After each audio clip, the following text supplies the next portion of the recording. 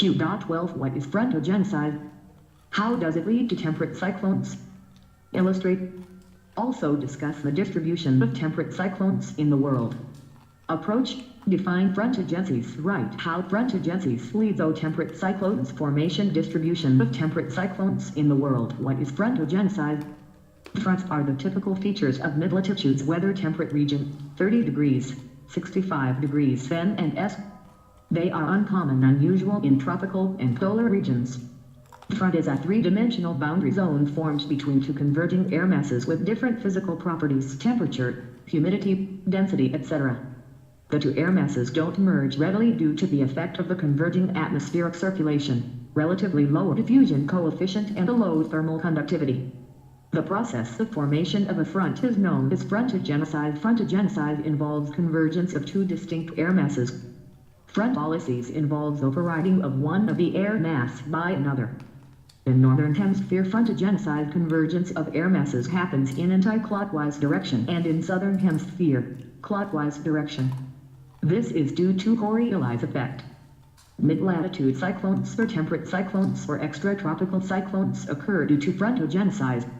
How does it lead to temperate cyclones? Influence of frontogenocide on temperate cyclones.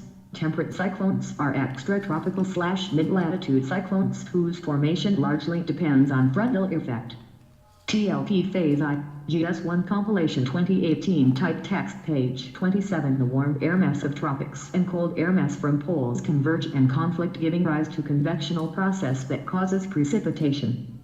As per polar frontal theory, the mechanism can be explained as the cold air mass penetrates into warm sector, the warm air rises, and given the strength of cold air mass, the warm sector shrinks and consequently the warm air mass uplifts gradually. The cyclone matures as isobars take circular shape, and finally warm air mass is completely risen above with cold air at bottom, which is known as occluded front. Later a precipitation occurs and occluded front dissipates, causing cyclone to die. Distribution of temperate cyclones. As name suggests, it occurs in a range of 35 to 65 degrees latitudes on both hemispheres. But it is more in TLP Phase I, GS1 Compilation 2018 Type Text Page 28 Background.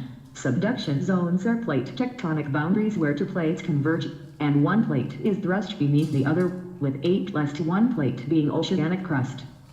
The oceanic crust melts as it descends into the lithosphere and upper mantle.